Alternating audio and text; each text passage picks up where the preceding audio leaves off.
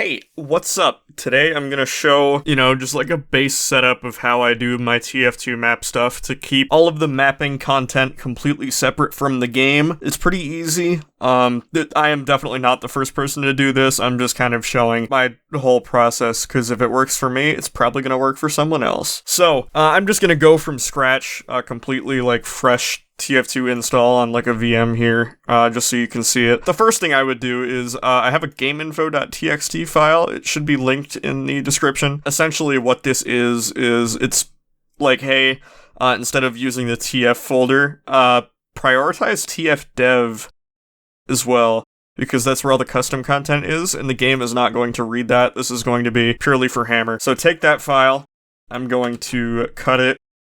We're going to go to where the TF2 install is, so that would be Steam, Steam Apps, Common, Team Fortress 2. Let us create a new folder, tf_dev. We're going to paste the gameinfo.txt folder in there. Very nice. Now we're going to go back to the Team Fortress 2 folder, go to bin, run hammer.bat to set it up for the first time. It should open like that, totally normal. Tools, options. We're going to change the game directory to tfdev as well. Hit OK. We are good. I'm going to start Hammer again. This time you can use the exe file if you want to. And from here, it should load everything in the tfdev folder that you have. By default, the way that I have the game info file set up is, if you have like a custom or a content packs folder in here, you can use those for further shit. So you could do, I don't remember how I named it, content packs. And then you could have a separate folder, like a mod, basically, like, cool. And then in here is your materials, models, whatever. Same shit. So instead of having it in your TF custom folder, you can have it in here, and Hammer will load it totally fine. So now, I guess I'll show the process for doing that with Hammer++ as well. Hammer++ website, download, just get the latest thing for TF2, open the thing. So now, go back to your Team Fortress 2 folder, extract the bin folder here. Alright, cool, now we're gonna run Hammer++. Team Fortress 2. And it looks like here it's loading tfdev as well, so that's good. Alright, now go to Tools, Options, and as you can see, it's using tfdev just like before. We're going to have to add some stuff to the game data files. There are a couple of FGDs from Hammer++, so you can go ahead and just select that. I guess it's just one. That works. Okay. So that's, yeah, basic Hammer++ setup is good. Just put all of your custom content in that same folder, essentially. The one that I mentioned earlier, tfdev, content packs, and then whatever the name of the project is. That makes it way easier to organize.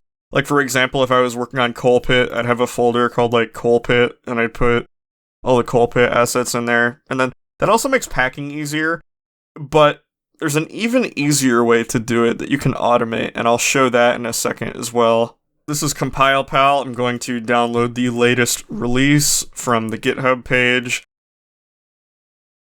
Going to extract it. Alright, looks like we are done. I'm going to open CompilePal. Give me 8 million warnings, why not? There we go. So, it should pick up that your TF2 install is using tfdev instead. That's great. I haven't had much luck with CompilePal just for compiling a map on its own, so I'd essentially just like to use it for packing content. I have a preset for that, so preset plus, I'm just going to call it pack. And then in there, process, you can add pack. Just double click it, I guess, and then uncheck everything else. And you can just use this pack preset whenever you have a map selected, and it'll just pack every asset that it uses that it'll find. Most of the time it just works without any hassle. CompilePal knows that you've got that tfdev folder if you see it there, so you can just pick a VMF and hit compile. And as long as you've already compiled it with Hammer or Hammer++ or whatever you're using, and you do that pack compile, it'll just pack all the custom content into the map. So that is essentially it. Now you've got Custom assets completely separate from your base TF2 installation. TF2 will not see those assets whatsoever. You will not be able to see them unless they are packed into your map. So reduced loading times, no file conflicts, no crashes, good shit. Any questions, let me know. Have a boy.